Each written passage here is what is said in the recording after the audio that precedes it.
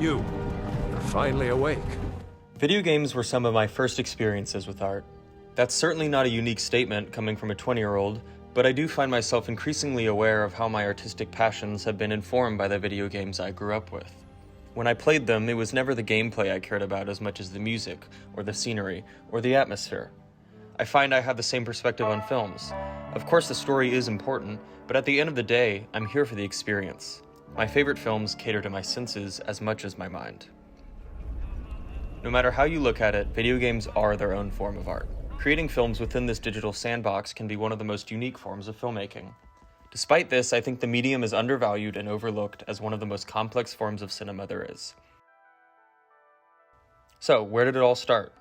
Video games have existed since the 70s, but it wasn't until the release of id Software's Quake in 1996 that players were able to capture the game with a built-in recording feature.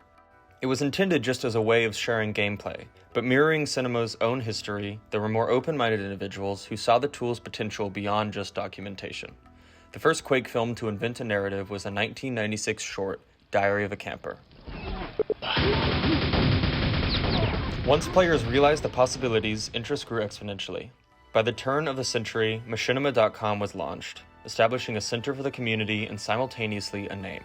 Coined by Hugh Hancock and Anthony Bailey, the term machinima combines machine, animation, and cinema to describe the filmmaking practice. With this flagship website leading the way, the visibility of machinima skyrocketed, and within months, Roger Ebert was praising the medium's low cost and artistic freedom, but not without skepticism. My guess is that the films themselves will not be as revolutionary as the techniques used to make them, that out of those basements and bedrooms will come not cinematic art, but elaborations on the themes of video games. Ebert would be proven wrong in the years to follow by the sheer diversity of expression boasted by the medium. Machinima is an art as varied as any other, covering dozens of genres and disciplines. Like cinema, early machinima used adaptation to garner respect. Strange Company's 1999 film Eschaton Nightfall, based on the works of H.P. Lovecraft, was the first Quake film to use custom assets. A year later, the same team garnered Ebert's attention with Ozymandias, based on the poem by P.B. Shelley. Then there was the music video for 07's In the Waiting Line, which aired on MTV and boasted an extremely quick production of under 2 months. Machinima offers a workflow more innovative and accessible than any other. In 2003, the Florida Film Festival hosted a Machinima experience in which the filmmakers improvised a film live with the audience's participation. Machinima defies categorization. Films like Angela Washko's Free Will Mode, or the more recent Hardly Working, are more like documentaries in the way they follow AI characters, revealing something about us in the process. They are Sisyphus machines, say the filmmakers. Machinima can also be protest. In his performance piece Dead in Iraq, Joseph DeLapp entered the US military's own game to memorialize the dead. From 2006 to 2011, DeLapp input the names of every single soldier killed in Iraq. Then there's Josh Bricker's Post-Utonianism, in which real war footage is paired with footage from Call of Duty. As the film goes on, the two channels become virtually indistinguishable. If we see a weapon, we're going to engage. Despite the prolific output of the community, machinima films don't seem to have the cultural presence they used to. With the loss of Machinima.com in 2019, a vast community was uprooted and 2 decades of films were scattered across the internet.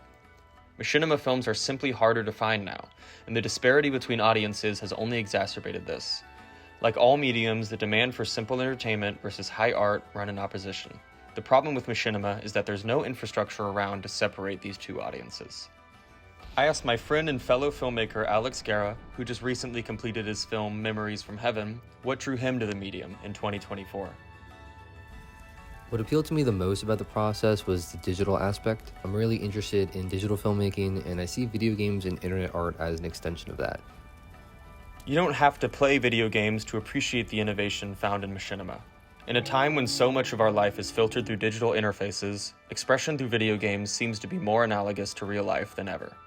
As Miltos Manetas states in his manifesto, a video game character isn't just the cartoon character that we see on the screen, but the person who is playing with it.